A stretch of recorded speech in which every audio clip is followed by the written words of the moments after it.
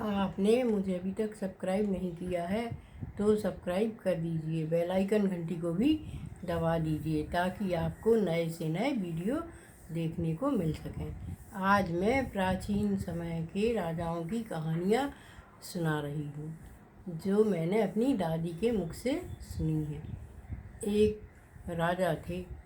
राजा जो है बड़े ही अच्छे, सहनशील और प्रतापी थे। उनके यहाँ एक बेटी ने जन्म लिया। राजकुमारी के जन्म पर बड़ा ही उत्सव मनाया गया, लेकिन दुर्भाग्य के कारण कुछ दिनों बाद रानी का स्वर्गवास हो गया और राजा अकेले रह गए। अतः राजा बड़े चिंतित रहने लगे कि क्या किया जाए, क्या किया जाए। तभी दरबारियों ने उनको सलाह दी कि महाराज, आप बेटी बहुत छोटी है, इसलिए आप दूसरी शादी कर लीजिए। तो राजा ने दूसरी शादी कर ली। रानी बहुत अच्छी थी और वह राजकुमारी को बहुत अधिक प्यार करती थी। वह सोचती थी कि मेरे यहाँ राजकुमार हो जाएगा और मेरी बेटी है तो दोनों हिलमिल कर रहेंगे। लेकिन भगवान को कुछ और ही मंजूर था। उसके यहाँ भी एक कन्या रत्न पैदा हो गई। उसको देखकर तो उसको बहुत घबराहट हुई कि राजा की पहली संतान तो ये राजकुमारी है। अतः राजकुमार सोनम को ही पूरा राजपाट दे देंगे और मेरी बेटी को कुछ नहीं मिलेगा। उसको यह चिंता सताने लगी। अतः उसने अपनी जो है एक विश्वसनीय दासी से कहा कि तुम सोनम को ले जाओ और जंगल में ले जाकर इसको मार के फेंक दो। पर सोनम को देखकर उस दासी के मन में लालच आ गया। उसने कहा, क्यों ना मैं इसको अपनी बेटी बना के पाल लूँ। और वह राज्य छोड़कर चली गई और सोनम को भी अपने संग ले गई और ले जाकर वह दूसरे शहर में उस बेटी को पालने लगी। बेटी धीरे धीरे बड़ी होने लगी। तभी सोनम को पता चला कि इसके पास एक जादुई शक्ति है जो शायद इसकी माँ ने जो गले में माला पहनाई है उससे इसको प्राप्त हुई है। वह जो है पशु पक्षियों से बात कर सकती थी। वह हमेशा बैठी बैठी कभी चिड़ियों से, कभी तोतों से बड़ी प्यारी प्यारी मीठी मीठी बातें करती थी। यह देखकर दासी को बड़ा अच्छा लगता था कि मेरी सोनम के पास तो चमत्कारी विद्या शक्ति है, और उसने उसका बड़े अच्छे से लालन पालन किया। जब वह बड़ी हो गई तो एक दिन क्या हुआ कि रानी को मालूम चला कि दासी ने उसके संग विश्वासघात किया है और उसने सोनम को पाल लिया है। अतः रानी ने उस दासी को बुलवाया और उससे कहा कि तुम, अब हमारी बेटी का स्वयंवर होने वाला है, तुम अपनी बेटी को मार दो, नहीं तो मैं तुम दोनों को मौत के घाट उतार दूंगी। उसने कहा, नहीं नहीं रानी जी, ऐसा मत करिए, मैं आपकी बेटी के स्वयंवर में कोई विघ्न बाधा नहीं आने दूंगी, मैं तो अपनी बेटी को ही मार डालूंगी। रानी ने कहा, तो ठीक है, मार देना, और अगर नहीं मारोगी तो तुम्हें राजा को जहर खिलाना पड़ेगा, जिससे राजा मर जाएगा और सारा राजपाट मेरी बेटी को ही मिल जाएगा। तो उसने कहा ठीक है। तो वह जो है अपनी बेटी सोनम के साथ वहाँ पर आ गई, पर राजकुमारी को कोई पहचान ही नहीं सका, क्योंकि राजकुमारी तो 17-18 साल की हो चुकी थी, बहुत सुंदर थी। छोटी राजकुमारी का स्वयंवर रचाया जा रहा था, बहुत अच्छी पार्टी हो रही थी, और वह दासी तो राजा की विश्वसनीय दासी थी।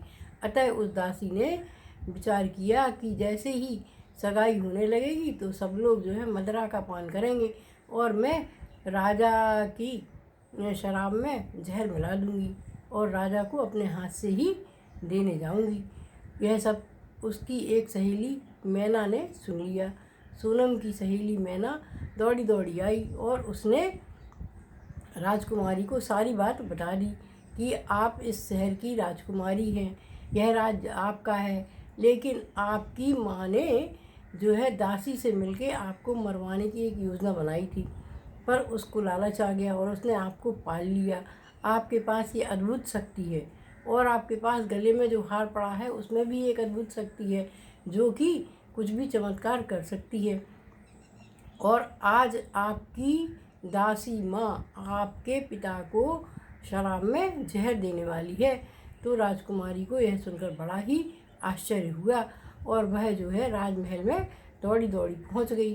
राजकुमारी बहुत सुंदर थी, तो जो है स्वयंवर वहाँ पर चल रहा था दूसरी राजकुमारी का। तभी जो है रानी राजकुमारी वहाँ पहुँच गई। सोनम राजकुमारी ने वहाँ पहुँचकर बहुत अच्छा नृत्य किया, तो सभी लोग उसमें मंत्रमुग्ध हो गए। तभी मदरा पान का दौर चलने लगा और उस दासी ने एक गिलास में मदरा डाली और उसको ले जाकर राजा के पास पहुंच गई और बड़े प्रेम से आग्रह करके राजा से कहने लगी कि आप इस मदरा का पान करिए। तभी सोनम वहाँ पहुँच गई और सोनम ने कहा कि नहीं महाराज, इस गिलास पर तो मेरा हक है, मैं पीऊँगी, क्योंकि आप मेरे नृत्य से इतने प्रसन्न हो गए तो कुछ ना कुछ तो आपको इनाम देना ही चाहिए। मैं मदरा का पान करके बहुत ही अच्छा डांस करूँगी। अब तो उस दासी माँ का कलेजा मुँह को आने लगा कि अगर मैंने इतनी मेहनत की और रानी से भी झूठ बोला, राजा से भी झूठ बोला और इस लड़की को इतना बड़ा किया, तो यह अगर जहर पी लेगी तो मेरा राज भी खुल जाएगा और मेरी इतने दिनों की तपस्या भी बेकार चली जाएगी। अतः उसने उस गिलास को बेटी के हाथ से छीन लिया और ले जाकर एक गमले में डाल दिया। यह सब देखकर राजा बड़े आश्चर्यचकित हुए कि यह कहाँ से आ गई नर्तकी और इसने मेरा गिलास क्यों छुड़ा लिया, और दासी माँ ने भी उसके हाथ से वह गिलास ले जाकर कहीं और क्यों फेंक दिया। तो राजा ने उस राजकुमारी को बुलाया और कहा कि बेटी, ये सब क्या है, आप मुझे सत्य सत्य बताइए। तो दासी जो सोनम थी उसने कहा, महाराज आप सत्य ही सुनना चाहते हैं तो सुनिए। जो आपके बगल में बैठी है रानी, यह आपको मारना चाहती थी।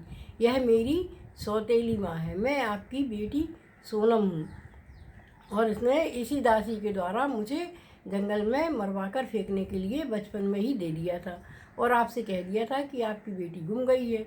और इस दासी के मन में लालच आ गया तो इसने मुझे अपनी बेटी की तरह पाल पोस कर बड़ा कर लिया। पर इसमें शराब में जहर मिलाने में मेरी दासी माँ का कोई हाथ नहीं है, क्योंकि रानी माँ ने यही शर्त रखी थी कि अगर तुमने राजा को नहीं मारा तो मैं आपको और आपकी बेटी को दोनों को मार दूंगी। और मेरे पास ये अद्भुत शक्ति है कि मैं पक्षियों की बात सुन सकती हूँ, उनसे बातें कर सकती हूँ। इसीलिए महाराज, मुझे मेरी मैना ने सारी घटना बता दी थी तो मैंने आपको बचा लिया।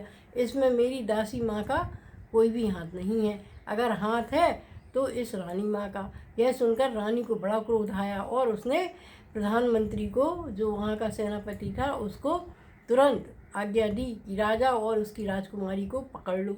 लेकिन उसको नहीं मालूम था कि जो राजकुमारी के गले में हार पड़ा है वह चमत्कारी हार है। और राजकुमारी ने क्या किया कि जैसे ही उसको सेनापति और उसके सिपाही मारने के लिए आ गए तो उसने अपने चमत्कारी हार में से एक तलवार निकाली और सेनापति का सर काट दिया। सेनापति मर गया और सभी को एक रस्सी निकालकर सभी सैनिकों को बंदी कर लिया। यह देखकर तो रानी माँ घबरा गई और वहाँ से भागने लगी। तभी सोनम ने उसको भी बंदी बना लिया और राजा को भी सारी बात समझने में कोई देर नहीं लगी और उसने उस रानी को कठिन से कठिन कारावास दे दिया, आजीवन कारावास दे दिया। और दोनों बहनें हिल मिलकर रहने लगी और दोनों ही राजकुमारियों का स्वयंवर बड़े धूमधाम से मनाया गया। दासी माँ को भी बड़ी खुशी हुई। शायद आपको यह कहानी पसंद आई होगी। धन्यवाद।